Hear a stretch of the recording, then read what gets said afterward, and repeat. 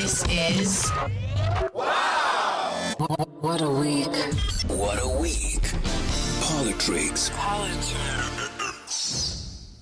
Eta, welcome to another episode of WAW What a Week, #Politrix. This week is an extraordinary episode of Politrix. By popular demand, many of you have been asking, why are we not speaking to political office bearers? So we figured we might as well start right at the top with one of our favorite ministers in the government of Cyril Ramaphosa. Coming up next on WAW What a Week. Yo. Can you hear me? You listening to WAW. What a week. What a Week. And we are going to jump straight into this extraordinary episode of #Politrix.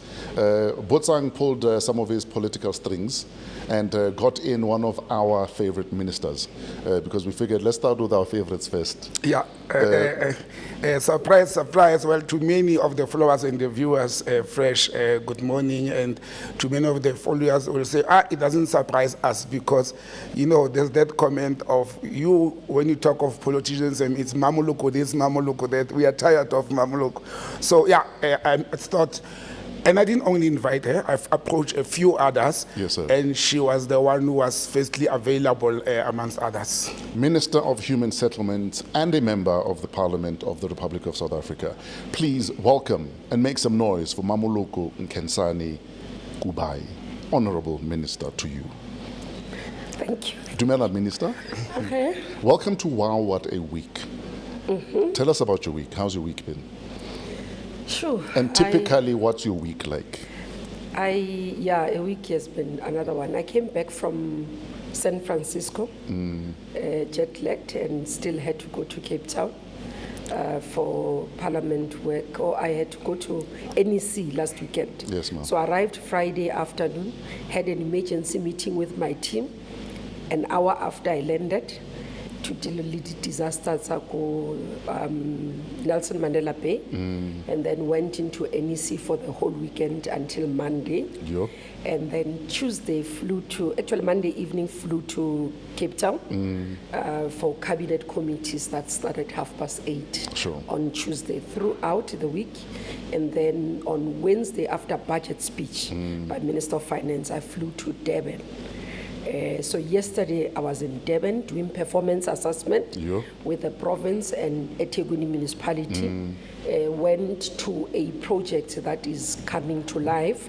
We'll say the municipality has appointed a contractor through our grants for informal settlement upgrading. Sure. And then in the afternoon, I'm tired already, just listening to the children. I had a session with women. Yes, ma'am. I have this program I call Empower Her.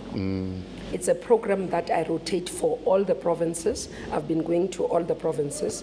We launched it last year. It's particularly about empowering women, exposing them to the opportunities, economic opportunities that exist in the portfolio. So I had a session there. I brought in my CEOs. Everybody must tell how they're empowering women and show me real cases in KwaZulu-Natal. Yes. So I don't want them to import somebody from Gauteng. They say to us, NHBRC, these are women that we have empowered in KwaZulu-Natal, and they bring them to the session. Oh, nice. So it's a part of those who are there in the session and those that are coming, wanting opportunities. Then flew back in the evening to be here this morning. Well, which we appreciate that. In all that she has said so far, I haven't had time spending with family or resting or with the kids. It's government work all the time. So I'm sitting here wondering, when does a minister in a portfolio, is it like that with all other ministers, or is it your portfolio that is requiring you to be all over at all time? Look, having been to various portfolios, a service delivery portfolio demands differently Sure. to other portfolios. So that would be demanding. You try and find time for family. I have kids. So this morning, my younger one is not going. That's why I brought him to the studio. To the studio with me because the school is not there. They've got Diwali. So the older one, at least, is very old. So it's a young man. So it's not really dependent on me. And I've got my mother that I look after, who's not well. So yeah, I balance between work, come home, I didn't include it. So when I get home, yes, I must do the home chores. In fact, let's talk about your firstborn. How old is he now? He's 28. Now, you had him while you were a teenager. Yeah. And the reason I'm raising this, because I want to talk about your work ethic, because clearly you've been a hard worker from an early age. The fact that you had a teen pregnancy, still went back to school, and were top of your class. Where do you get the drive to be the best all the time, to deliver all the time? Because your ability to deliver at the level you're doing right now is probably the seeds you planted when you were a child. Yeah, definitely. I think it's my mother. Yeah. One of the examples my mother says, it doesn't matter what you are doing. Do it to your best. Ah, yes. You know, she makes an example to say she was a domestic worker. She says, even if you are asked to clean, let them, when somebody walks in and ask, who cleaned here? Sure. That's the principle she's instilled in me. Let me go back, and you mentioned that your mom is sick. We have picked that up as well from your team. We wish Mama gets well very soon, and strength to her. But let me go back to the project that you mentioned, Empowering Women. Sometimes last year, Fresh, you will recall, we were actually the first media platform to announce that project of the Department of Housing of making single women from disadvantaged communities to can, even those who are in that middle bracket. We broke it down here actually to say there's those who don't qualify for our so-called RDP houses, there's those who don't qualify for banks, and your department launched that middle row. And now how do you link that to this project of empowering women, not only by giving them free housing or low-cost housing, but on other projects like you have mentioned the NHPRC in this instance? Look, what we do for I think let's start with, I'm conscious about empowerment. I drive consciously transformation because I do believe that it doesn't happen automatically. You've got to have the will to do it, but you must push boundaries. Believe you me, it's not easy. I get threatened to court every time. I push boundaries. I think now, I don't know whether it's a spat or we are fighting, but we are meeting, we are talking with the banks because of transformation. So that's the primary issue for me. Now, we have a program called First Home Financing. Yes. First Home Financing is it's targeted for young people, but even if you are older, but you are buying a home and you are owning for the first time, you get support from us. So you go to the bank, you get your bond, you must earn between 15,000 and 22,000. Okay. We are saying 3.5, but it doesn't work with anything below 5,000. And that's why we are currently looking at reviewing our BNG qualification to be around 5,000, 6,000. So 15,000 at the moment until 22,000, you do get our support as a grant. We reduce your rate of repayment to the banks. There's the intervention that the department has introduced to support. On the Empower Her, it's on the side not as a beneficiary but business people. So we're encouraging women to be entrepreneurs. And we're making opportunities available. One, we are implementing 40% set aside on our budget. So currently our budget that we're saying 40% set aside for women is about 11 billion that I'm pushing. We are not yet there. I'm forcing all our grants in the metros, in the informal settlement upgrading, in the USDG, in urban development and human settlement development grant. We're pushing them and all our entities and the department. So money that is spent in human settlement sector, national, province and local, we're saying 40% of it must go to women development. Sure. And I monitor that for bi-monthly. So when we meet at MINMEC, provinces we check. You are sitting at 20%, you are sitting, for example, 3 provinces now are sitting at 55% of spending on their budget for women. That's amazing. Now, would you say you are passionate about this project, for instance? Obviously, not only because you want to make a difference, because that's the person you've been before you were even in government. Would you say the fact that Mama raised you in a shack and was making the most of almost nothing is one of the reasons you're making sure that this is happening? No, definitely. That has really, really influenced me. But not only that, and even the issue of accountability. I mean, I was telling them yesterday that The reason why I'll take a clean view and fight when people do corruption under my leadership is because I understand the beneficiary. I understand that we as a sector, more than anyone else, we deal with the most vulnerable. Sure. Yeah. People who have no hope. And I always say to them, if you've lived in a shack, you'd understand. You'd understand. When it's hot, it's hot. Sure. When it's cold, it's cold. When it's raining, you are not sleeping because the water is coming in. It's the most difficult environment. Whereas if you are writing exams, you can imagine about people who are children who are writing exams now, living in shacks where there's flooding.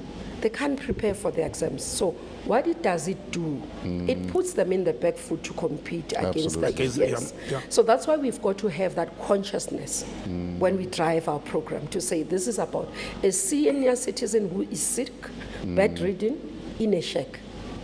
These are the people that I say to my team consciously, think about it. They have no one else except government. Would you say that's one of the reasons why some people in government don't understand the full consequences of their actions and inactions because they can't put a face to who they're delivering to, whereas you can, because you've been that face? Yeah. I think it's consciousness. And other things I say as well is about how you've been brought up. Sure. If you come from a family that instills principles and values of accountability, of transparency, but also of believing that you are not just a child, but you are a society. I mean, I make that reference. When I passed my matric, my mother was unemployed because she was a domestic worker. She fell ill and then she stopped working. So no one was working at home. It took one priest to give me money to get into a taxi, to go to Vista ko Soweto because Narele ko Porki, to go to Vista ko Soweto and go and apply. Oh, wow. Would you say, Minister, and I like what you mentioned to say, and against the people who did not suffer are more likely not to understand, and I agree with what you are saying. It conscience and the upbringing. Some of us may have been brought up in unprivileged position, but it didn't make us corrupt. You don't have to be corrupt or to steal from the public place or to fail to deliver just because you were brought up in a certain manner. I always say to people, almost every black person in this country is poor because we struggle to arrive where we are, and those who manage to make it after, they're in a better position. But would you say what happened to your youth time and the upbringing led you to politics to say, how did you get into politics actually? Most of us, it was student activism, but let's hear your story. Yeah, in Standard 6, I can't remember grade 18, Standard 6, there was a guy called Mavetana in school. Mavetana was shot by police, so the one hand was not working. So he was leading COSAS. As he was leading COSAS, being the clever child, he always wanted me to write his assignments, homework, and then I'll go to his meeting to write minutes for him. And that's how I got to know, because I got to understand why he got injured and all that. But again, second thing, I was at that time, Nekiloko Forte. So there was a fight between ANC and IFP consistently. So we're not very far from hostel. So regularly, we couldn't wear dresses or skirts. Going to school, we had to wear trousers, because any time Nkata would attack our school. We have to run. And we had to run. So that's how I got exposed by the environment and also by Vetis. By Mavetana. Okay, Vetis. He passed away. Yeah, he passed away. May his soul rest in peace. Because when they shot him, the bullet left poison in the body. So over time, his body collapsed. His immune collapsed. So that's how I got into. So not really a leader at COSAS, but a member. I eventually became a member by attending the meetings and subscribing. And then I became a leader at Vista, Soweto campus. I was the first female branch chairperson in the branch. Our branch, we called it Burundi. Oh, Burundi. It was rough. Vista Soweto campus was known to be notorious in terms of politics. Okay. Any striker, any time. Yeah, no, So, I recall the Very Vista volatile. strikes. Yeah. So yeah, I was recruited there, and leading when I asked comrades how did they then recruit me, is because first meeting that I attended, I remember it was Kopi 3 hall. I raised my hand and objected to a strike. Yeah. So they decided to say they must recruit me because otherwise I'll be a problem. Okay. For SASCO. So let's hold it closer. Yeah, let's hold it closer. But you know, you have a lot of the first. I mean, you're having a child at a very young age, you know, having to go and ask for help when you finish matric. But the other important one, at some stage, I think you were one of, I think it was during President Zuma's administration cabinet, you were one of the youngest, or you were the youngest cabinet minister at the time. In your late 30s? Yeah, I was appointed 2017 as a minister. Yeah, in one of the biggest portfolios. I think I'm grateful. There were lessons that I learned out of that portfolio. Yes. So what was that? For our listeners who don't know, what was the portfolio? It was energy. Yes. I was at energy. And you can remember at the time of nuclear. Nuclear heating, yes, side negotiations. Coming in. But I think what helped is the versatile of where I come from. Okay, maybe just to give a background. I worked in the NGO sector as well. So my internship was done here, Braamfontein. That's why I was saying this area is familiar. Your because home. I lived here. It's your stomping ground. We were working here. So NGO sector, I went to private sector in the banks. Okay. So with that background, at least helped. And then I was in parliament for some time and did quite a lot. But yeah, being at energy as a minister with a lot of pressure, huge amounts of pressure at that age. But I was appointed when my son was 2 months old. Wow. Yes, I was on maternity leave when the call came. Yeah. And I said, So, no, you had to find energy to get to work. So I remember saying to President Zuma, but I'm on maternity leave at Ntombazana. Asinayo leyo kwa ANC. And then I Sounds more like you.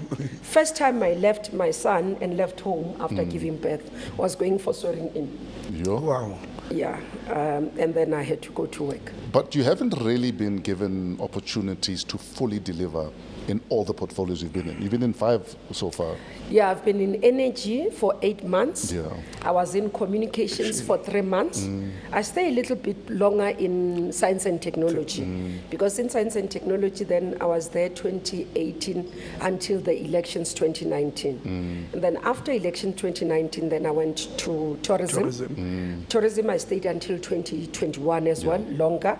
And then I'm here to a longer as well. But you also stood in And then during I COVID. acted COVID when Minister Mkhize took leave of Yes. absence. Then I had to go hold 2 portfolios.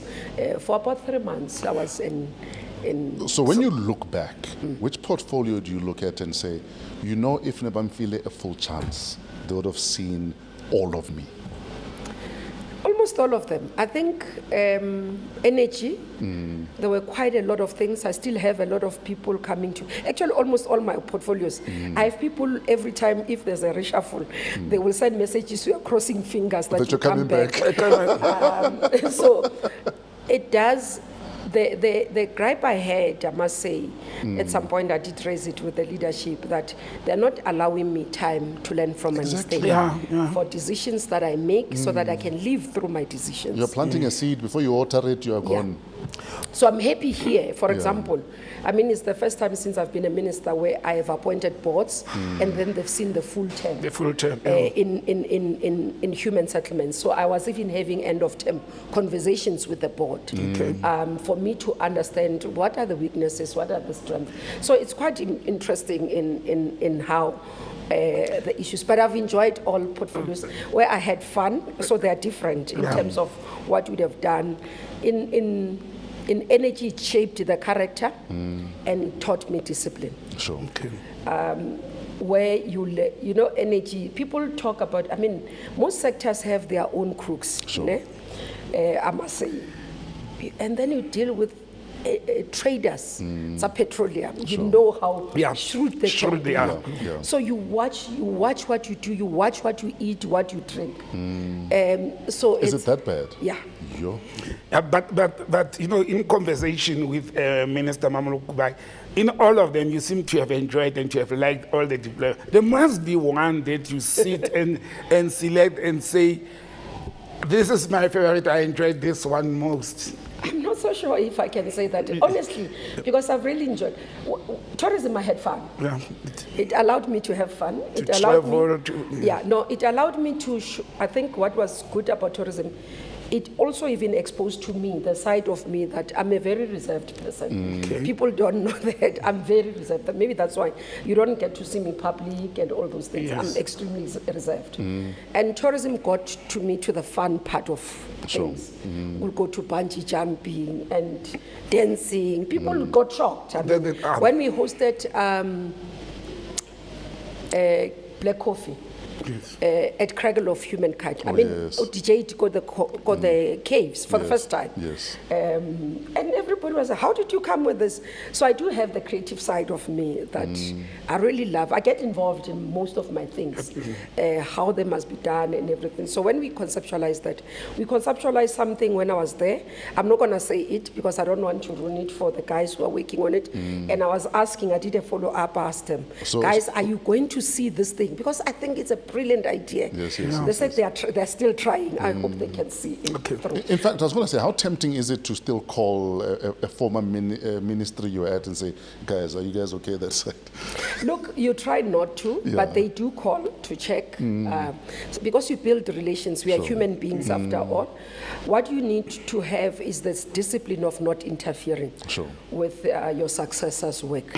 No matter how much you can feel that they are messing up, or they are collapsing something that is good, you have to have the discipline of restraining yourself. So guys, that's my child. Don't rule from the grave. That's what they will tell you in politics. Don't come and try and rule from the grave. But if a person comes to you and seek advice, then you are able to help them to say. And then some of the guys you would have seen in a portfolio, for example, sometimes in the energy space, they will come and say, can we talk to you? I think as well, what is easier for me is because I'm the chair of ETC, Economic Transformation Committee in ANC. So it still gives me access to those portfolios. People will come and then, but I must, as an individual, I always conscientize myself to say, I wouldn't want that to be done to me by my predecessors, and I shouldn't do it to my successors. But it should also be easy when your successors in other departments are people who are your comrades, who come from the ruling party, unlike if they are from the opposition or other political parties, because you already know the party position. Is it not making it easier when it's a minister from your own political party? No. It doesn't? No, it doesn't matter. There's government policy. Okay. Whether you come from which party, there's government policy. So you must implement government policy. Being on that one, I must tell you, Fresh, that at some stage when I first came to encounter Mmamoloko, I was in another WhatsApp group where there's a lot of, and she was under attack when she rose her hand to the presidency, and will come to say, I'm raising my hand, my brand just nominated me. You should have seen, she's not in the group. Should have seen her, and they're like, Nkhensani must wait, man, must wait. And I'm like, who's Nkhensani now? So I had to go and do my research. And then I thought, hey, no. And it was her own comment said, no, we like her, but she must not rush. And saying that, I've seen it has come up again this week, that your name is out now, that you will be contesting for maybe the leadership of the president of the, or your name is being mentioned, not that you said it. Is it not too early that the party is already talking the elective? I mean, you are 4 years from now. We did have a discussion over the weekend, and I think the president spoke about it. It's too early. We've got to reflect as ANC the challenges that we face. We just came out of a situation where we lost elections. That's the reality. And I say this every time. I said, whether we are in government and we are leading, the fact is that as ANC we've lost elections. And it means that our constituencies are not happy with us. Sure. And there are things that we've got to do to support, to respond to what our constituency is raising. Leadership contest is not one of them at this point. People are asking for service delivery. People are asking to to get help to get jobs. People are unemployed there. They want to see the economy growing.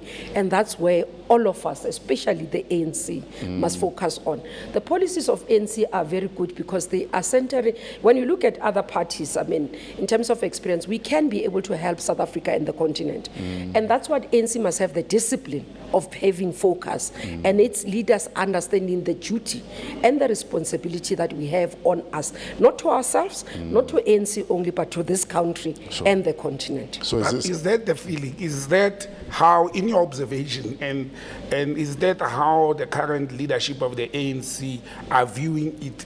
The way you're explaining. Majority of us are. There might be one or two individuals that are out of order. You know, everywhere. You don't have homogeneous society. You will have one or two people that are the interest. The important thing is for us as an organization to emphasize the importance of focusing, but also taking action to those who are out of line. And that's what we called for. So is this you officially saying you're not interested? I will speak to it at the right time. I'm going to respond to this question. Just park it closer to when ANC says we've opened the process, then you can ask me. Okay, so you just spoke about the fact that the election result was not what you would have desired. And then when you look at what happened in Botswana literally just now, hours ago, where you've gone from being a ruling party to winning only one seat in parliament. When, as the ANC, I mean, I know it's fresh news, so you won't have necessarily discussed it, but when personally, as a member of the ANC, looking at a drastic election loss like that, like, how does it make you feel? Look, the issue is we all have to remember that the continent's face is changing. Sure. So it's not going to be South Africa only, it's not going to be Botswana only, but I understand it's going to be the continent. Sure. That's why you'd see what happens in Burkina Faso and others. It's because the continent is conscious, because you've got a youth bulge. Sure. And their understanding of what needs to happen and what leadership is different to our parents, to our grandparents. So as leadership, we've got to center ourselves around relevance and delivery. Being relevant to society by making sure that we do what is expected of us. So personally as well, I do think that the current leadership in Botswana, there are things that they could have done better.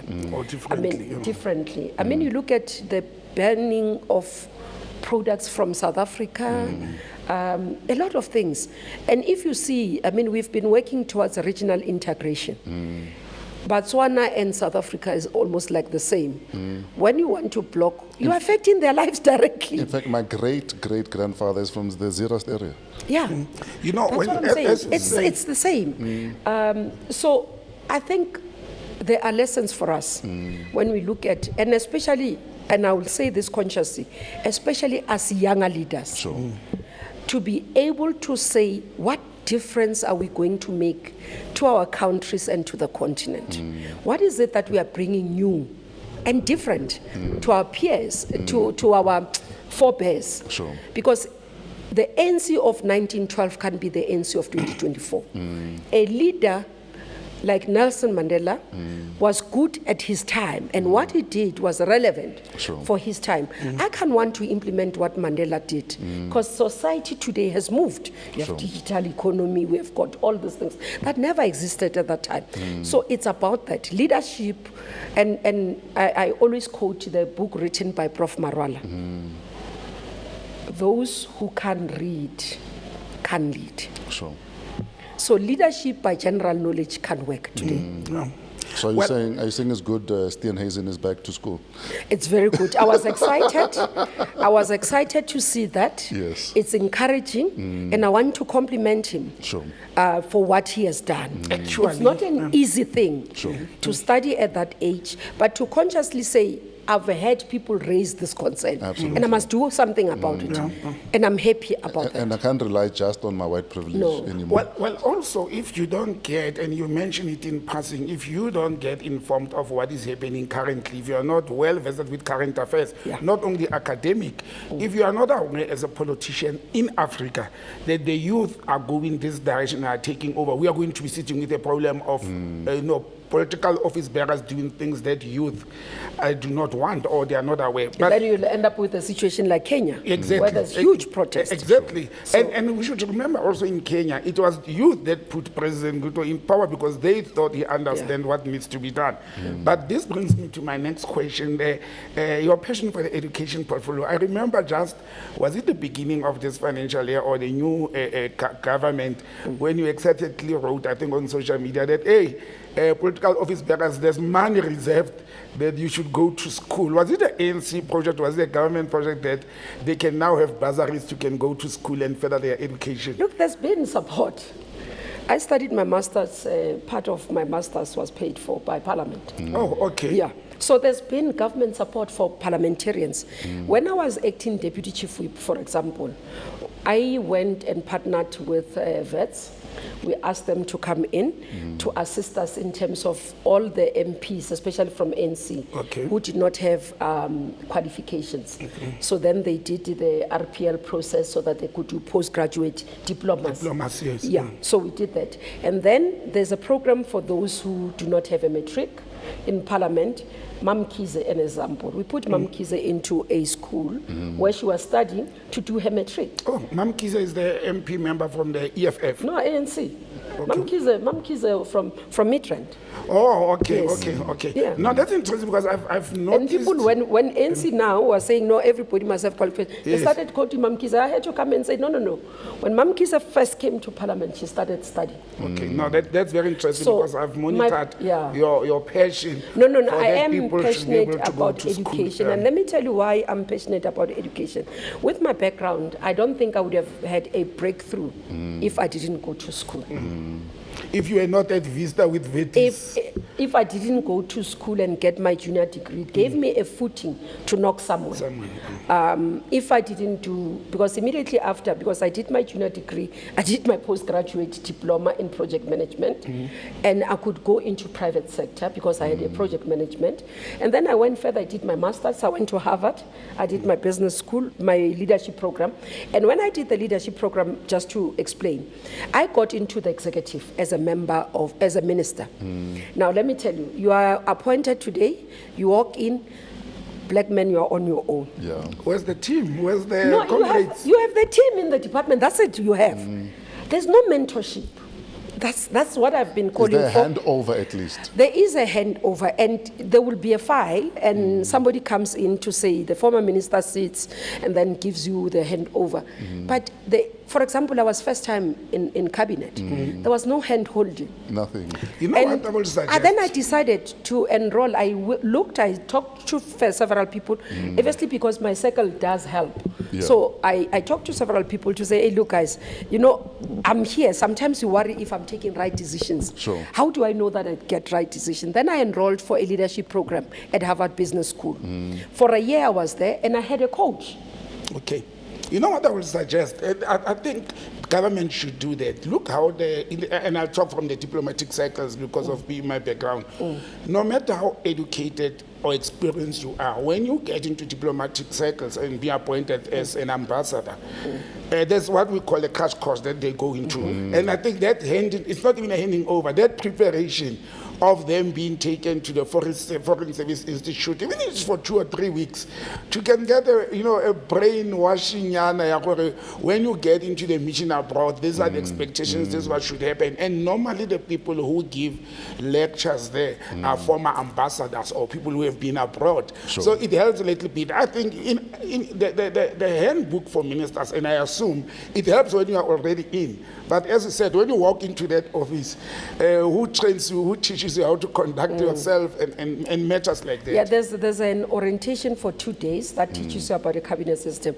But that first 2 days, I was one because these things You're are foreign overwhelmed, language. and You're you're overwhelmed. overwhelmed. Yes. So one of the things I've been doing out of my own will and my own experiences, I've been sharing with the National School of Government, Busani, all the experiences and sort of inputting into the training to say, can we do this? They had committed to doing it, a module which President has committed to say we must all go through that module as executive, because it was tough, as I say. You arrive, you must sign a memo to cabinet, and the officials tell you this is, then you arrive in cabinet, they tell you, but this memo doesn't address what we have raised. And you're like, huh?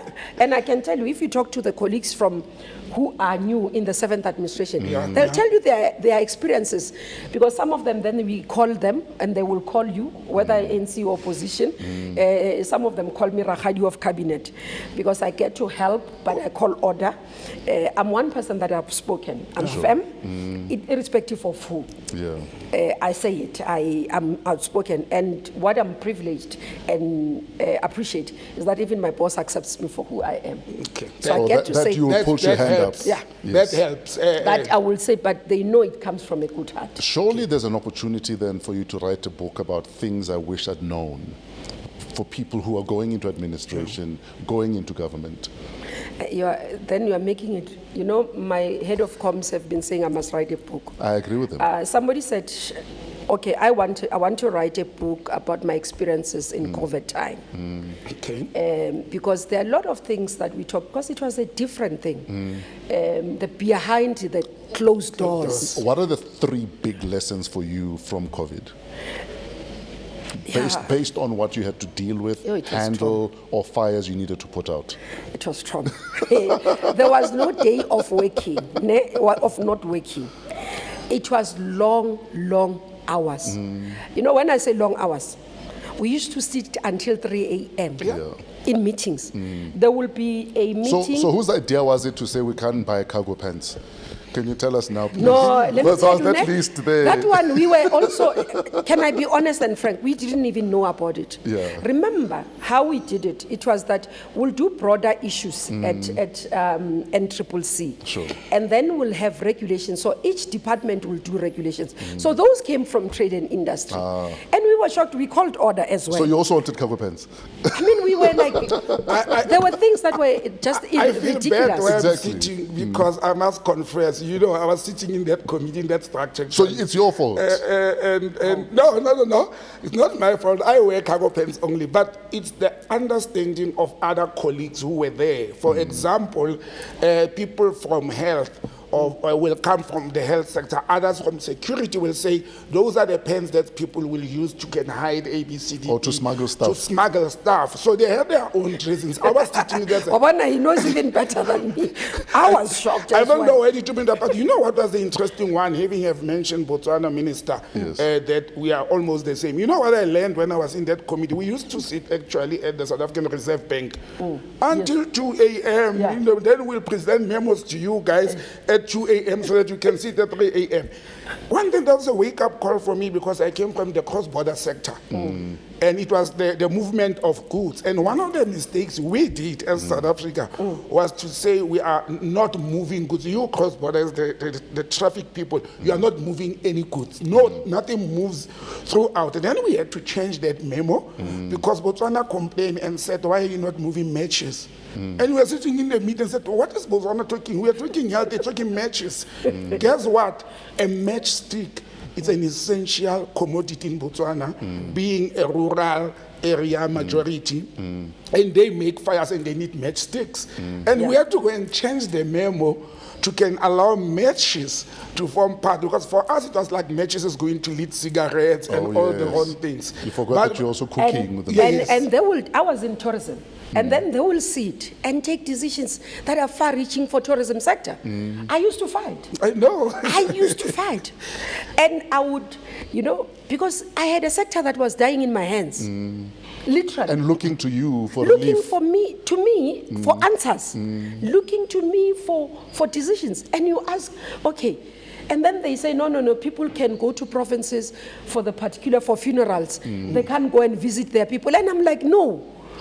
We used to, and that team was very, for me it was issue. But then, that's what I'm saying, not the economy, because I was in the economic cluster, and I was here. It was the security cluster together with health. And then we started, but what then lessons came, as we continue to so the 3 educate. lessons. The first one was that we operated in silos in government, and COVID taught us to work together, because it allowed people to understand through others, because they would do regulation and I will object and explain why you can't do this thing. And then people would start being opening eyes, like you would say, what the trade in terms of matches and all those things. That's one. Two, lesson was our resilience as a nation. Yes, I've heard about it, but the fact that we could come together as a country, public, private, civil society, and work together in that manner. I mean, it was something that was really, really big for us. But again, the ability for me, another lesson, to listen to my instincts. You know, when we sat in one of the meetings, and we were responsible at that time to finding places where people were going to quarantine. So I sit with the sector, we negotiate prices. Because I understood my sector. And I said to them, you are off. You do not have occupancy at all. So you can't give me your normal rates. You are going to give me 50% of your rates, or even 40%. Because with 40%, you can survive. We agreed on that. Yeah, As because I it's 40% or zero. Or zero, Yeah. So we agreed on that. As we were about to finalize and sign, I hear somebody somewhere has signed a full amount. From another ministry or department. Yeah, from another department. Do you think they were getting something? Then I say to my team, and this is honestly, then I say to my team, you know what, guys, let's back off. I don't want anything to do with that. I can tell you here now, there's going to be COVID, Kate. That's what my weight. Yes.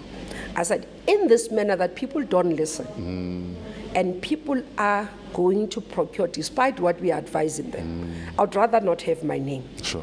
I'd rather not sit in those committees because I do not want to be tainted. Sure.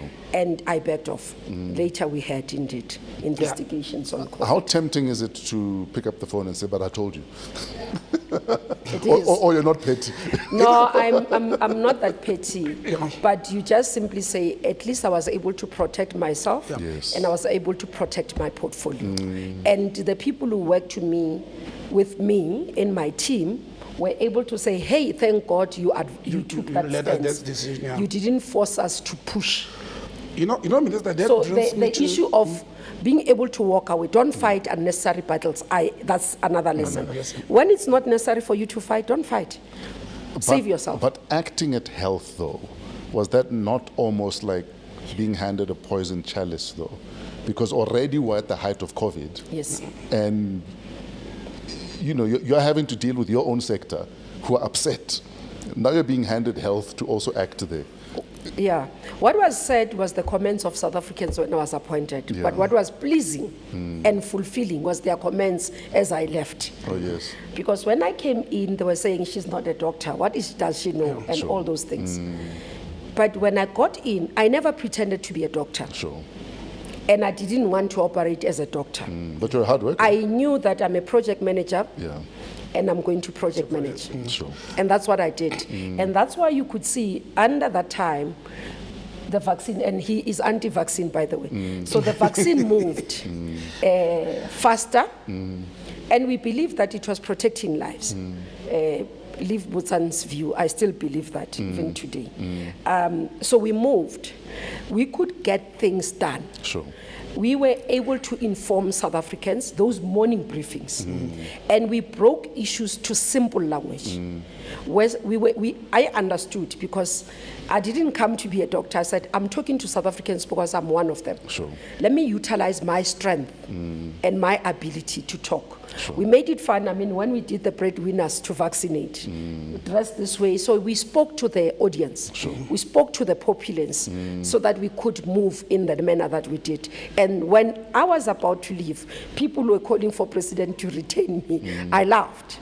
And it was really fulfilling, but it was an issue that I've done my duty to my country. Absolutely. You know, Minister, you earlier on mentioned when, and Fresh referred to, you're not tempted to do wrong.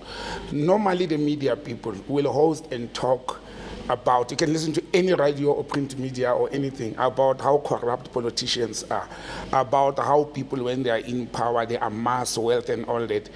And having have known and followed you for many years, And sometimes I want to flip the coin and say, we are sitting with a minister that has never been mentioned slightly. We are digging and searching on corruption activities.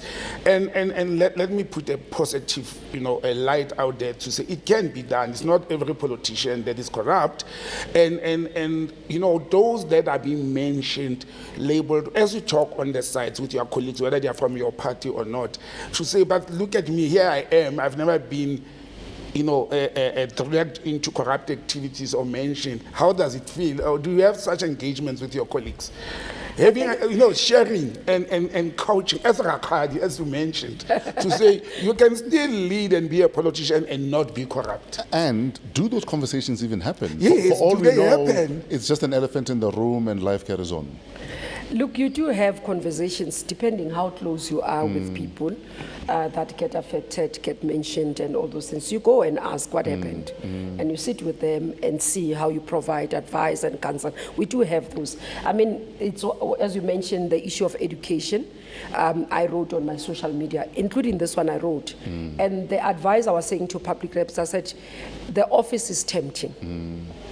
Don't live above your means. That's the primary things. And it's not only about politicians, it's about society generally. Even if you are a business person, if you live above your means, that's what leads to you wanting to fulfill. If you are a Mmamoloko, your salary is this, but you want to hold a handbag that is 90,000 above your salary. Where are you going to get this money to buy this handbag? Sure. So you've got to be realistic about who you are. And I think for me, what helps is that I've never changed my lifestyle. Yeah. I'm a very simple person. That's who I am. And I guess it does. But it's not to say, Butsang, you don't get people coming. Also because you're in human settlements. Yeah. And you guys have a massive budget. Yeah. And massive So tell us about these people who do come. Look, the issue is that you must be able to have systems. I don't interact directly with service providers. It's my principle. Okay. I don't. I think what still saves me as well is that major part of the money goes to provinces. Sure.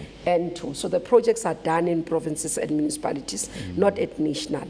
So that still helps me and protects me. And then, I can tell you about where even people, recently I had to deal and I had to send lawyers' letters to a newspaper article because they were alleging that I had sent somebody to go and ask for 5 million. So I said, you must tell me where and how. And the most painful part, the period they're mentioning, that week, the whole week I was in hospital. Waking up in the morning, 7 o'clock, I was in the hospital at night. But because I'm not a person that talks about what happens in my life, I guess they didn't know. They say that week I sent somebody to go and ask money. I needed money and all that. So I had to send lawyers letters. Because you not only have this thing, you have people who want to tarnish your image. Your image, yes. Consistently, it's a fight that I do, where people go all out to want to prove that you are not as clean as you claim to be. Okay. So it's a fight. It's not an easy one. And consistently, there's times where you have to have lawyers on standby to fight. Because it's my integrity. I deem myself as a professional. I don't see myself as the beginning and the end in politics. I see myself beyond politics. And maybe that's why I worry about my image. In energy, just to share an experience, I get to meet a sector person who asked me to meet. We meet. After that, the person offers a gift. I refused the gift. I left it. Was it a barrel of oil? just nutshell, I left it. But I didn't know, so it was out of just to say no thank you. The meeting was a genuine meeting about the sector and advice. It's somebody globally known to have experience, and said in an advisory Obama on energy. You can see it's a highly regarded person.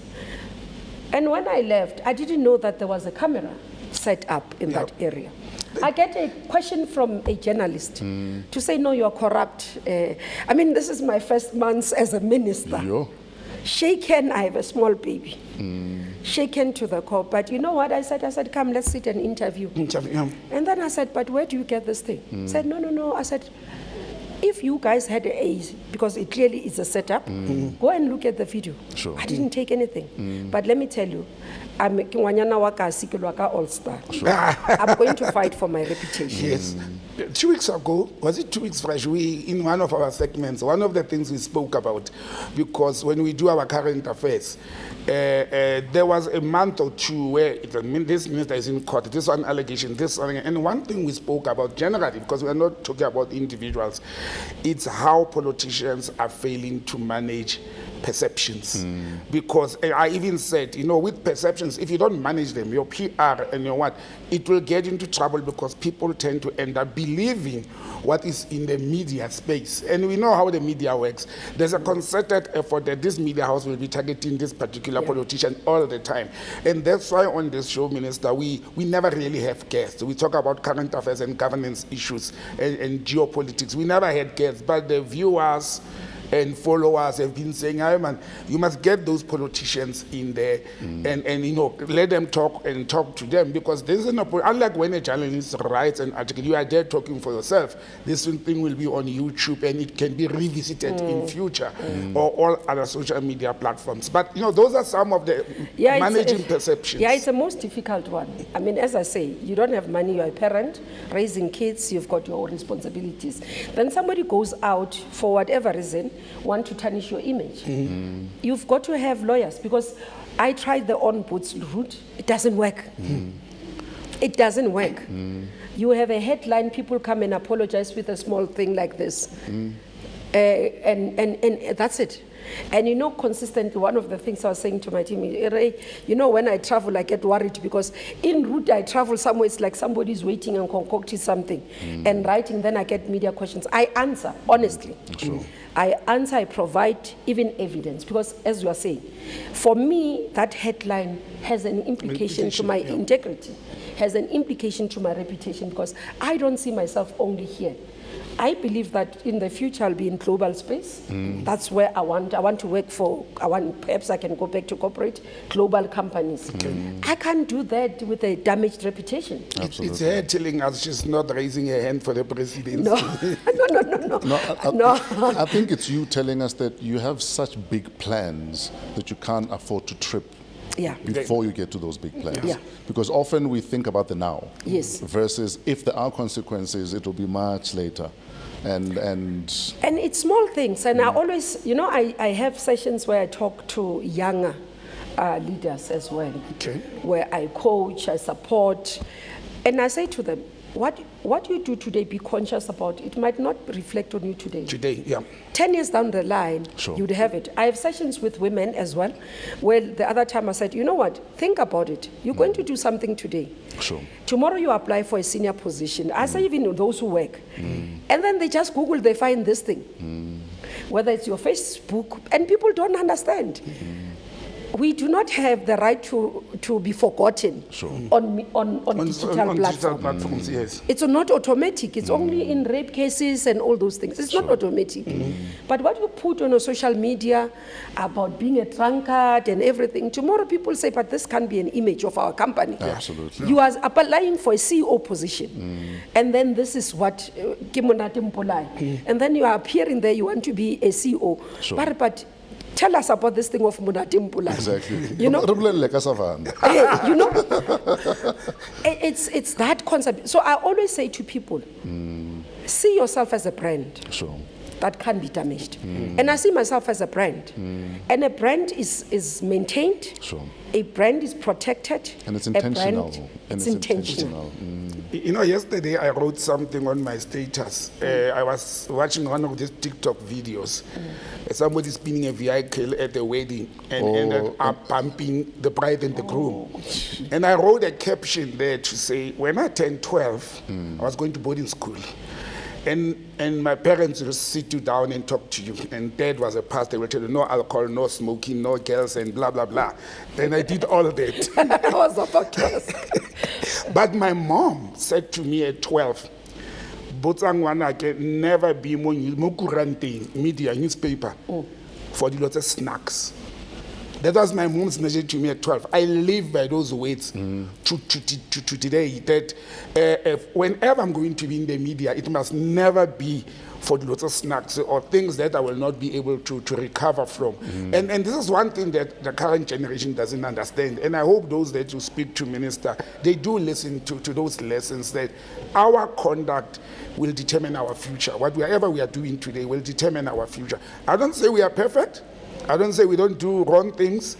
But as you are building your career, I think they can learn from the person like you. We are running out of time, Honorable Minister, but there's breaking news. I want to break it to you before you get to your phone. The fraud and corruption charges against former Sports Minister Zizi Kodwa and co-accused Jehan McKay have been withdrawn. After reviewing the submission, the Director of Public Prosecutions decided to drop their charges. I saw it in the morning. Also, you saw it already? I saw it. So what is a story like this? Like, how does it translate at the big office? Okay, I think the first thing, I'm happy for Comrade Zizi, Yes. that he's managed to clear his name. And that's what is important. When you have something like this, work hard to clear your name and so that you don't have the burden in the future. Absolutely. For that. But the most painful part, he has lost the source of income. He's lost office. And this is what, for me, I sit here and battle with. Sure.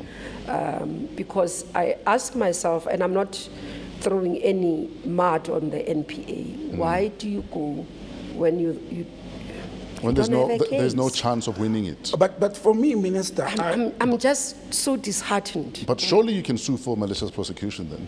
yeah, but it will take forever, Fresh. It will drain. You know what I always tell people? The issue is that you're going to have to prove that it was malicious. malicious. Yeah. Remember, their intention, they always have to say that I personally feel that maybe that's what he should recourse, because what is his recourse? Absolutely. If he was not charged, I do believe that Zizi would have been a minister today. Yeah. He's not a minister.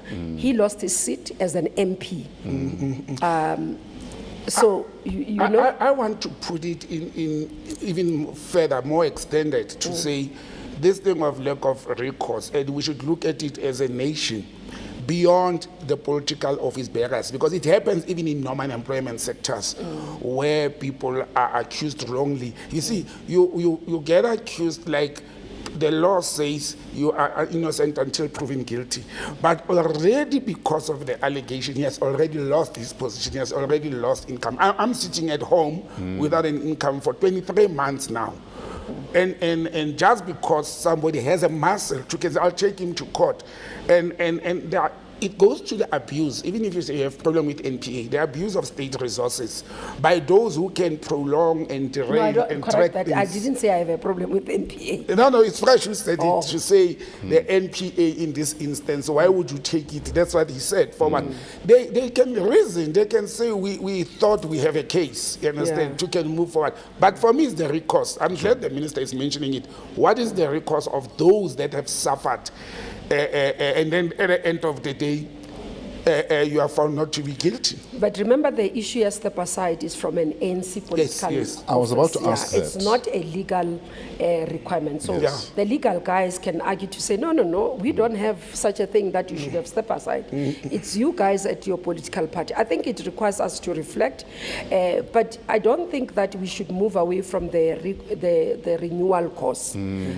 Because, look, otherwise, if we do that, then you'll cry again to say there are no consequences for corruption. Because there's been issues of concerns. Sure. For example, as I mentioned, you have, I can tell about a lot of stories where I found somebody billing a project that is supposed to be 25 million at 180. Yeah, and getting I have away to with go it. and go to court for it. Yeah. There are issues. The issue, people think that the asbestos case, it's a real case. Beneficiaries today have not benefited. Absolutely. There's 2 cases in Free State. Actually, there's about to be number 3. There's 2 cases, the material on our sector. I went into a house, found a senior citizen sitting in a mud house that you can see from outside. On my system, this woman has benefited, has signed a benefit letter. I go and ask, you signed, what did you sign? And she says, no, Wanaka, they came here to tell me that I'm going to get a house. So in her, she signed to agree to benefit. To benefit, yeah. But the letter that they gave her to sign, it says that she has benefited. Wow. Yeah. Now, when you think about those, Why is no one in jail for such? no, there's a case at least. I'm hoping they can prosecute. I mean, that's what my plea is. It's painful. inhuman. It's It's inhuman. inhuman. Likewise, people who will get a tender to provide housing, Yeah. and either it's substandard housing or there's not even a house built. Why are those No. people not in jail? That's you see, for me, then that's why you say the issue, hence I'm motivating to say the issue of renewal still remains important, because there are these people who are suffering. When they don't see us doing anything, they will think that we don't care. You know, that's why the issue of step aside remains relevant. Sure. And for me, that has been my appeal to the security cluster, that I have many cases where I've seen, I'm not saying Bari. Sure. Let me make an example. In tourism, I go and we have what we call infrastructure portfolio. And I asked, let's have infrastructure. So we took it to DBSA. But what I found, for example, in another area, a 25 million spent. Barbaeta for community as part of land redistribution. The communities that have been given land, so you're building a lodge for them as support for economic activity for their land. I go there. Give it 25 million is spent. But you know what is bravery of these people? Not only 25 million spent. Audacity. Is that every month there's a money that is paid for security. Oh, wow. They're guarding the polls. Yeah. Oh, wow. One was in Baloi community. I get called by Hosin Wamitwa one day to say, Wananga, come here. What are you guys doing to us? So you get that. And then you say, man, okay, I'm coming. Sure. So you go there, you visit, you want to hide. Because this is your department. And you can't say I was not here. Sure. It's not me. But it's the reality. So there is that we need to deal with. It's a reality. And that's why many of us, when we fight, we are saying it's not a perception of corruption. There's been corruption. Sure. And until we see more and more people being prosecuted, business people who take money, services, and then you see them throwing parties. Sure. It's the most painful thing. I see you doing a chopper with your girlfriend in a wedding. I know you didn't deliver for my portfolio. And I, as a leader, must stand in front of communities and answer for you not delivering. What do you say to people who say, why does government not have its own construction company? And obviously, people are going to say, you're going to take us out of business. Yeah. Is what the argument is going to be. No, But- there's two things for me. Fresh, the state, it's in terms of what developmental agenda is, it's an enabler for growth. Absolutely. Ne?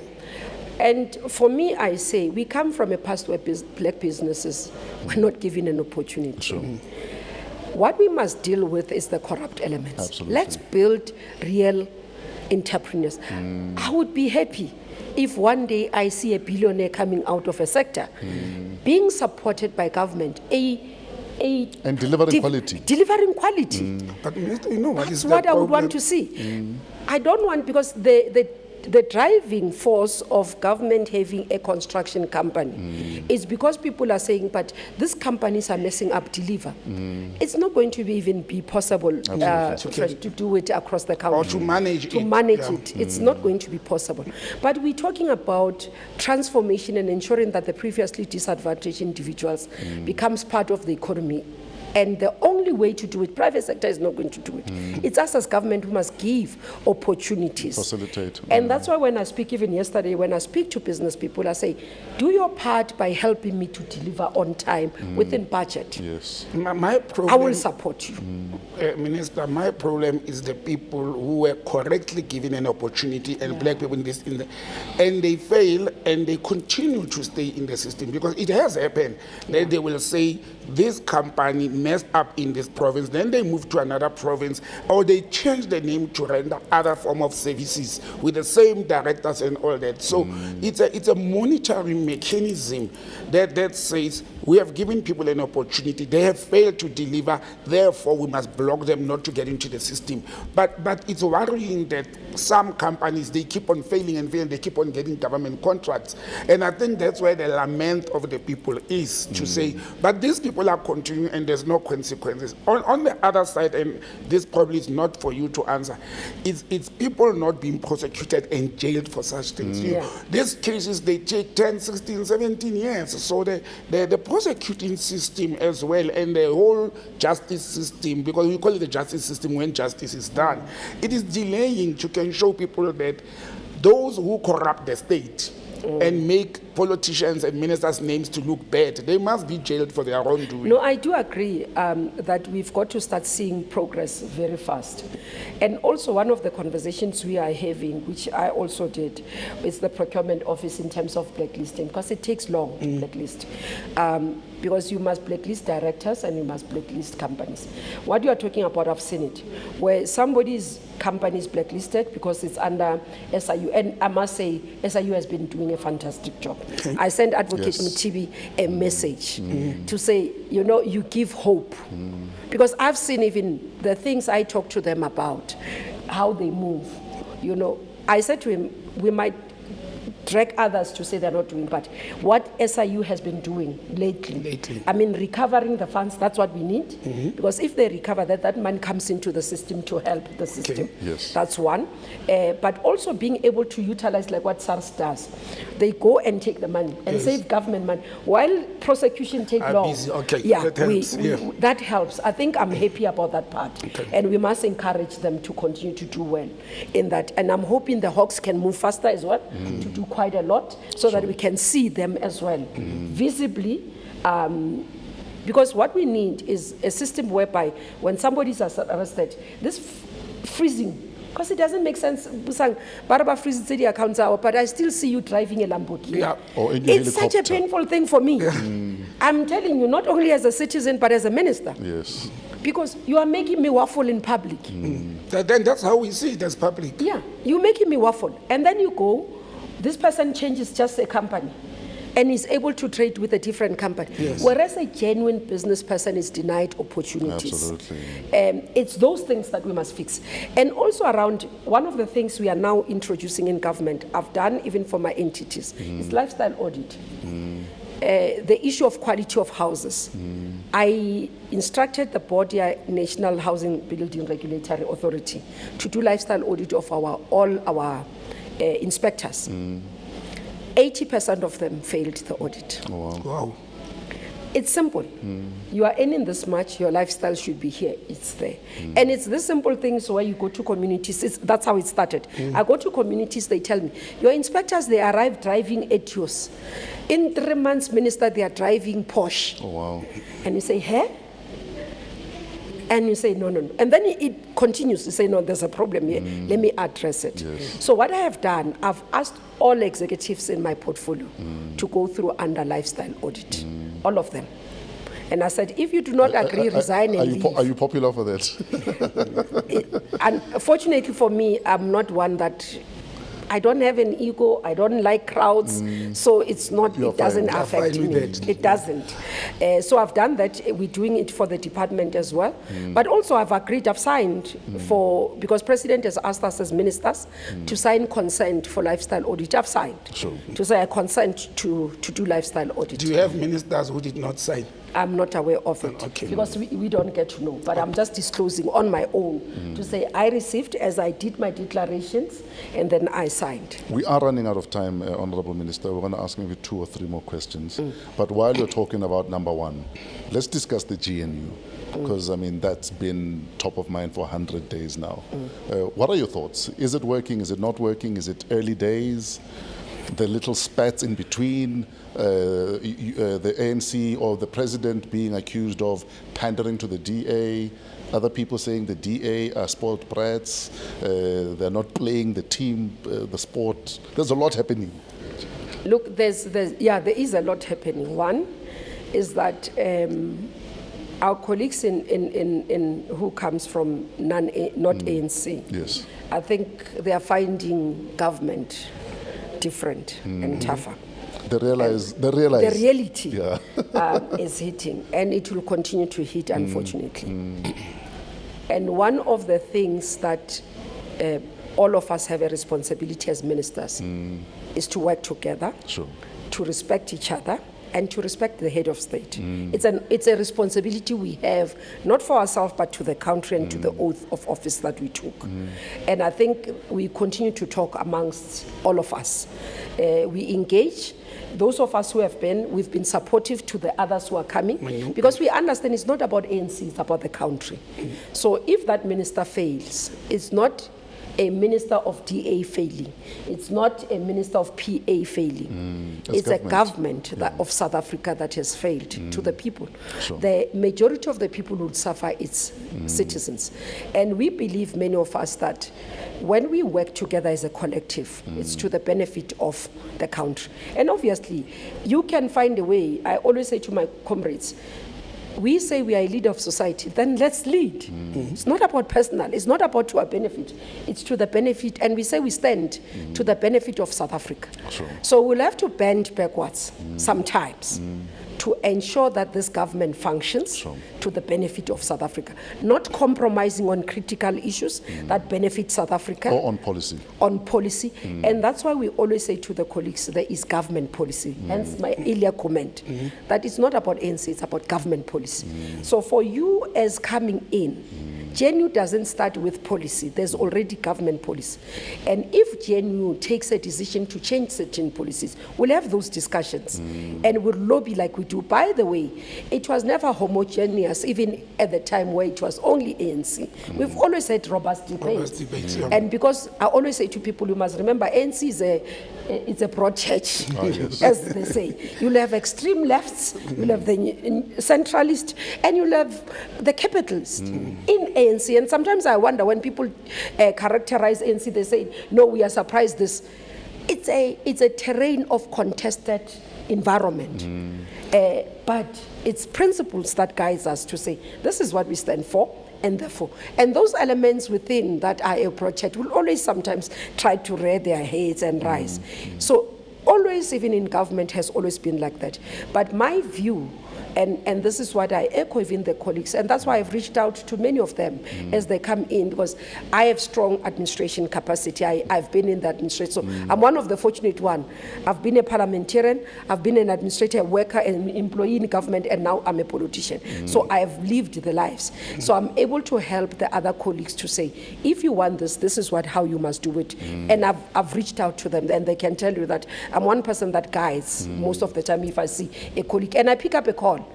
For example, when McPherson issued a statement even before his swearing in, I didn't chastise him publicly. I phoned him to say, but you do not even have those powers yet. Exactly. You have not yet sworn in. Exactly. Back off, but also go check what has been decided upon. So that, because some of the things that he was making, he made us look as ANC ministers that we were not cognizant. We pay for rent, we pay for our services, and he was saying, no, I'm going to get them to pay for services. And I said, can I send you my statement that I've been paying? But this spats, so it's those things. Media spats and all that, from where Fresh is asking from. Internally and politically in government, there's policies, you are handling them, or organizations are handling them. But for the eye of the public sitting there, Vincent Magunya from the presidency, he has now become, I was asking myself, is he the spokesperson for the presidency or for the government? Because he's protecting, he's defending, he's having shields everywhere. Watiba. Yeah, which is not supposed it's to not happen. supposed We to have a responsibility as ministers to not make president look bad. Sure.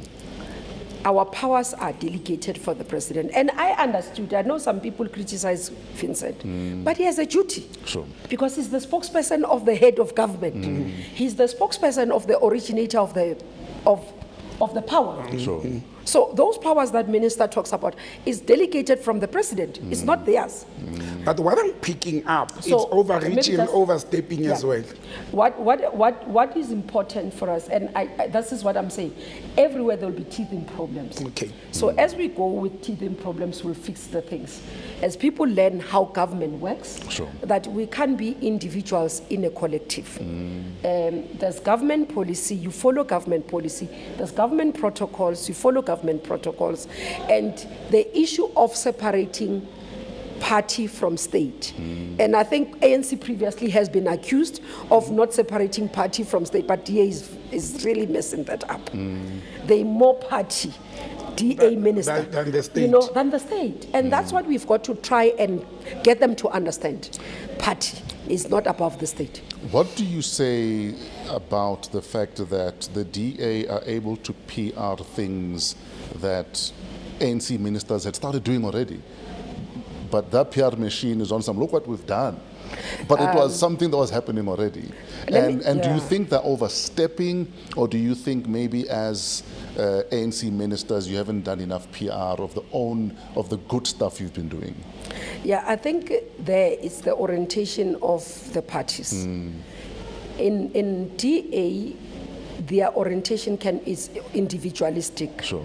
Almost. So self-promotion is encouraged and all that. Whereas in ANC, we talk more we most of the time.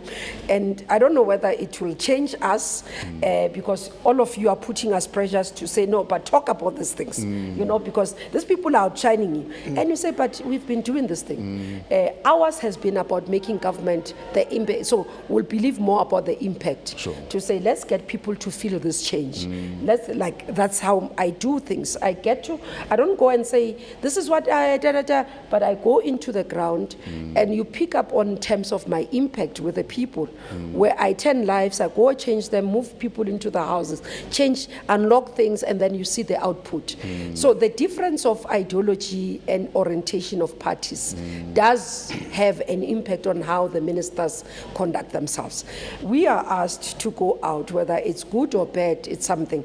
I do think that, we are terrible in communication, as we've been reflected upon, and we take it for granted that people will know that this thing, perhaps we need to improve. I think it's a reflection that we need to do. Because me, if I was you, I'd be gatening everything, if I was you. I'd even get house music DJs to say, we're going to house the nation and do road shows. They were giving away houses. This is me campaigning. Maybe that's an idea. And Terence and Nozipo are listening. That's so this is me campaigning. So, Minister, as a house music DJ, as a Minister of Human Settlements, let's house the nation. It's a house thing. Actually, it's a house thing. Let me tell you, I think there is a reflection. We do a lot. And I mean, for example, now we're working on a campaign for 16 days of activism. And I reflected, I had a meeting with the team, I was reflecting on our role and what we do, the impact. Being able to give a young woman a house, to be independent, freeing them from GBV, that's the impact. Absolutely. They are able to, I did an advert last time, we're doing one now. I've asked the team to try and see if they can do an advert now. They're saying they're cooking something, they'll show me. So I'm making that example. And I said, as part of that, I'm going to do one house a day for 16 days. I'm handing myself one keys to a survivor of GBV a day.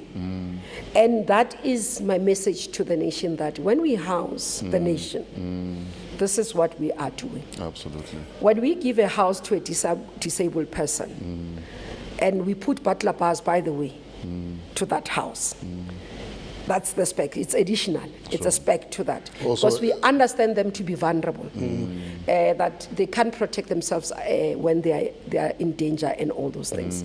So it tends lives. And I take what you are saying. I'm going to do some homework. I think we should do that. Yeah. But you know, it's all good. You're doing all that you're doing in terms of especially empowering women and with housing. Youth also have unique housing issues. Yes. Is there an approach in terms of how we're going to handle the unique housing issues that young people face? And secondly, how sustainable is it though? Because if you look at most governments on this planet, you're on your own. There's no housing, there's no list. You're on your own, literally. You're one of the few governments that actually do this. We're the only government. It's the only, actually. South Africa is the only. Hence I'm saying, is it sustainable? How long do you think this will carry on for? For example, I'm going to Eben Forum in Cairo. That's where the World Human Settlements meet. And I can tell you we are the only one in the world that's doing this. For youth, yes, we've got set aside as well. We've not been doing well. It's one of the things that for the 7th administration, youth, people with disability and military veterans. So I've got set aside for 4. I started with women. So it's women, it's youth, it's people with disability and military veterans that I'm setting aside for empowerment in terms of businesses to get benefits. So we're putting almost 15% for young people. That's great. In business. That's the first thing. Secondly, I say this I don't believe that I must give houses to young people, the BNG, free BNG. I don't believe that. I've been challenged by young people. I said, young person, what we need is economic opportunities. They have an opportunity as they grow to be able to purchase their houses. So that's why I would want to drive more in terms of economic opportunities for them. And for them, the intervention would be on the social housing part, where we do rental space, where they are coming to look for space for work in urban areas, because what we do as government, we have a program called social housing. It's a rental of flats here, just opposite this, our flats here in Newtown. Oh, these are your Yes. flats? Oh, wow. Okay. So they are renting. The parent, what we do, because ordinarily they will pay more than 5,000 for this rent. So we bring in subsidy so that they can pay less for the rental. So you have rentals. So there is a plan for young people. You have rentals in inner cities, city of Cape Town, inside Cape Town, in Durban, in PE, where it's high, you would have To paid. reduce the cost, So yeah. they can actually pay around 900, 1.2. So those are the things. So there is a plan. There is a plan. We're doing, but we don't want to give them PNGs. Oh, okay. Okay. Yeah, Absolutely. that's my view. Is it about youth? You classify them as the youth is classified 18 to 35. Is it that age group? Yeah, or it's even that, okay. No. We're trying to encourage older people. Okay. They do get Butsang, as I'm saying. So what I've done, I've given a directive as a minister to say all provinces must prioritize 70 and above Okay. in their list. One When last we are question. done with them, then we can do the below. The below, okay. Yeah, because it doesn't justify me when I'm sitting with this. How do I explain to you that a 70-year-old is sitting there in a shack with no house? I give a 21-year-old a house. Okay. It's not justifiable. One last question from my side, Minister. And Fresh has been saying we're out of time. The boss lady is not here. That's why we survived. And this is I may not have spoke about it. This is for the viewers. There's been a concern and a lament about people selling RDP houses, especially in the first generation, or the first batch that went out long before your time. What is the policy of the department or the government regarding it's free housing? We call them RDP, but it's free housing that the government has given to Botsang, and Botsang becomes well off at some stage that it doesn't need that house anymore, or sometimes even within a year. What is the government policy on that? Okay. What is government? There's policy and reality. Yeah, pardon me before you answer. Also, what is policy regarding foreigners owning RDP houses? I'm going to cover it all. Yes, sir. What is government policy is that you have the house. After 8 years you've owned the house. If you want to sell, you can sell. But the policy says we must be the first right to buy it back. Also, it can't to pass buy to back. other hands. It can pass. Oh, it can. Yeah, it can pass. So with the administration that sometimes is inefficient, somebody can prove that I've sent you an email that I'm selling the house. It was never responded to. Therefore, okay. I've sold. So the policy does allow. And that's why you get foreign nationals then buying these houses and living in these houses. Others, yes, they do not sell back to the but they sell. Then you do not have the capacity of enforcement of that policy. That's where the problem is. But number two, you do have people who sell even before the 8 years has passed. You do have people who rent. And I said to my team, because we've been doing a policy review, so I'm in cabinet in the coming week where we are reviewing our white paper policy, we'll review the act and others. So I said to them, tell me, one of the issues that we've been advocating is that this house in the hand of a poor person is an economic activity. Have we conceptualized what does that mean? Because if I'm saying it's an economic activity, when this person goes and rent it out, Or turn it into a spaza or a shebeen. I don't know, because I have a child who's at university. I need to pay for the fees, or I have somebody who is sick. I need to look out for one reason or the other. Some of these things are literally the cases that you feel, and And then you say, and he says, so I'm not selling it, Minister. I'm renting it out while I sort out this problem. Is that how I said to my team, how am I supposed to respond as a minister? It's the issue of Ubuntu and the issues of reality and policy. So I'm saying when we deal with these issues of human settlements around that, is not realistic. But there are people in the system which we need to deal with. Absolutely. Who sell these houses directly to wrong people. Who, instead of the house is written Butsang, but give it to Mmamoloko. Butsang sit there, doesn't know that house Butsang is sweet. It's issued. It's issued. And Butsang continues to say, I want a house. When Mmamoloko visits Butsang as a minister, Butsang minister captures, finds on, but Butsang utotsini. So what I have announced is that we are looking at within this financial, it's just that our procurement is taking longer. That's the problem of government as well. So we've agreed that we are going to get your forensics, where they will help us to separate genuine cases, where houses have transacted to different hands genuinely and reasonably, and criminality out of the system, where people have sold houses from government and all those things, so that we can start seeing cases going to court, but then compiling them for us to deal with. So we are looking at a private company that has forensic, that has work that can help package a case, but also that has lawyers involved that can help us deal with this, so that we don't have this thing, dear court, dear collapse. And remember, if you say to SAPS in a crime-ridden area, it's a RDP versus a murder case, which one will be priority for them? So it's those things that we acknowledging in the system, that let's go a lengthy one and assist the system, so that when we go to courts, we say, okay, we will not go open cases normal we'll go to Hawks to say we've done this work. Yes. These are the people that must be prosecuted. The work is done. You don't have to get your investigators to do any further. We can get this forensic to testify in court, because they would have done all the work, and then you have an easy case. So that's what I'm working on. Great stuff. Okay. We are out of time, Yep. but I'm going to ask you 3 last questions before we let you go. What are you most grateful for? What do you fear? And how do you protect your mental health? I'm most grateful for my loved ones, my children, my family, my mother, my siblings, And us. my partner. You're our favorite minister, so.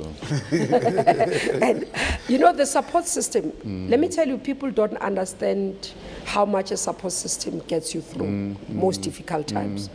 It's not easy to be minister. That I can tell you. I've done quite a lot of work. This is the most tough job. And still you do it. And you still have to remain sane. True. You have your own challenges, your own difficulties, and you have to walk into a community meeting and smile and listen to people insulting you. And I can say this, I mean, I was going through my divorce. At that time, you walk into, you just had this most difficult process or session. All you want is to go and sleep and close the door and curtains. But you have a job to do. Absolutely. And you remember that I've taken oath of office. And then the team calls, you know, those people are really looking forward to you. And one of the difficulties, because of the work for my sins, and then you say people here, they will say, because this happened as I moved here. So at the height of COVID, when I was doing 2 portfolios, that's when my divorce was happening. Yeah. So you're in the middle of another pandemic, the divorce I was pandemic. in the middle of another pandemic, personally. But my work... And I say this because we're a bunch of divorcees. You should have come to me for advice how Let to me handle tell you, it. my work got me through that Yes. process. So I shifted my attention to my work. But there were days where I woke up and I didn't want to go to work. And then you'd hear this message that, you know, those people say they just want to talk to you because they believe after talking to you, things will be okay. And when you get into that community, you get a hug from a senior citizen because you have given them a title deed. It's fulfilling. It's the most thing that gets me going. Can you imagine? When I go through my pictures in my most difficult times and I see those faces, I see those tears, I look at the videos, that gets me going. that makes me wake up and want to fight more and to say, there's another one that I've not touched. Absolutely. I need to go and do it. What do you fear? Fears. What's your biggest fear? Failure. I'm a driven person. My team will tell you I'm demanding. I'm a perfectionist. You hate failure so much you were number one in your school in matric. Yo, and you know, just that thing, somebody can say I'm incompetent. Yes, it hits me. Yeah. So it's personal for you. It's personal. It's personal. It gets personal because I'm one person that says I must always do my best and not to let down. I don't want my mother to have tears because I've done wrong to the public. I account at home. I say to people, oh, you don't know. If I, like here, I know there's a couple of them, they will be following. If Kiputile, I'm going to get messages. What were you saying here? And it's my fear, but it's my drive. Absolutely. So they get to be my Finally, cheerleaders. mental health. How do you protect your peace and your mental health? Me time, I do have that. I do withdraw my kids. I've got 2 lovely boys. And I'm able to, when I think about them, I mean, they send messages, they do video calls. It's the most, looking forward home to them, telling me that they love me. It's the most important thing. And my partner, I've got the most caring. Despite the divorce, I found Minister Rutloyedzi. Yeah, no, and we're out here in the cold and then she's moving on. No. I must say it's a blessing to heaven. So as a fellow divorcee, what was the biggest lesson from your marriage not working? My biggest lesson was never to compromise. I think in my marriage as I started and in the relationship I started, I compromised a lot. And that became a too much over time. Because I realized if you compromise, you start feeling that I'm losing a sense of myself. Yeah, you lose yourself. Didn't you annoy yourself looking at the fact that you don't compromise in every other aspect of your life? Yeah. But here you were doing it in your personal life. It really got me. And I'll tell you why. This thing of getting married too late, I don't know, for me that was, because I got married at 40. So my marriage didn't even last 5 years, just to say. You still lasted longer than many, so. I still lasted longer than many. And that's the issue for me, that I think I compromised too much because I felt that people expect me to be more matured. So I must act matured, even where I shouldn't have. Yes. To me, in the conceptualization, it was acting matured. Whereas then it just wears you out. You find yourself that it's like, it's too much. You just get tired. And it just took one day, I went to work and I said, I'm not coming back. Ouch. You must not talk to Fresh about divorce. He doesn't believe in marriage anymore. So he's No, am I? No, I'm talking about divorce, but I'm telling him that I've moved on. You've moved on. And She's found love again. Yeah. So. And I'm happy. Okay, Absolutely. that's it. By the way, have you ever been told you look like Jill Scott? No. You haven't? Yeah, you haven't been told. Serious? You look like Jill Scott. I'm sitting here asking, who does she look like? Who does she look like? Yeah, especially when she has her perm and afro, look like because Jill Scott. sometimes it's raised. Oh, okay. Yeah, I'll okay. look at that. Try- I'm going to look at the picture. Try the music as well. You probably have No, that's talent. not my stand. But I've heard you on radio, DJ. You know she was on radio the other day on the Women's Month thing, one Yes, of the yes, yes, Power, yes. Power FM, Power I think. FM, Power Women. And she was a DJ, and it was DJ MK. Yeah, DJ MK. Wow. Ne? We see a video of me. Alutwan, Yeah, no. you look like you're looking in the mirror. Ne? Yeah. Yeah. Honorable Minister, thank you so much for your time. Thank you for your hard work, your resilience, your never say die attitude. Many of us see it. Some might not, but Nalibotsang, like we said, we're your biggest fans. That's why we had to have you on the show. Thank you. If anything, just to remind you that, listen, you're kicking butt. Yeah. Thank you. And by the way, we have been kicked for actually talking about your work, but it's okay. We are used to that a lot. And again, Minister, from... But justifiably so. No, and look, whenever we have they don't know discussion, you. we refer. You criticize. I criticize. In fact, Botsang's uncle, who's a fan of the show, always says, hey, Botsang is so emotional. At least fresh air doesn't bring Hey, emotion into it. Hey, can fight. But again, thank you very much. It's been long, and I understand that you have been so very busy. And again, it's an honor. You are our first political guest. And so we have Colleen Makuel as she was contested, but a political office bearer. You are the very first person to be in the show.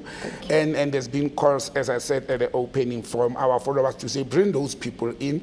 And I can hear that what the first comments are going to be. But we hope this is not the last time. We will invite you again in future to come and check over the promises you have made. Definitely. And also what is the way forward. I thank you very much. Thank you. Thank you both. It was a lovely conversation. Ladies and gentlemen, Minister of Human Settlements, Mmamoloko, Nkhensani, Kubayi. Coming to you from AMP Studios, downtown Johannesburg. We are part of the Africa Podcast Network. Email us at waw@africapodcastnetwork.com.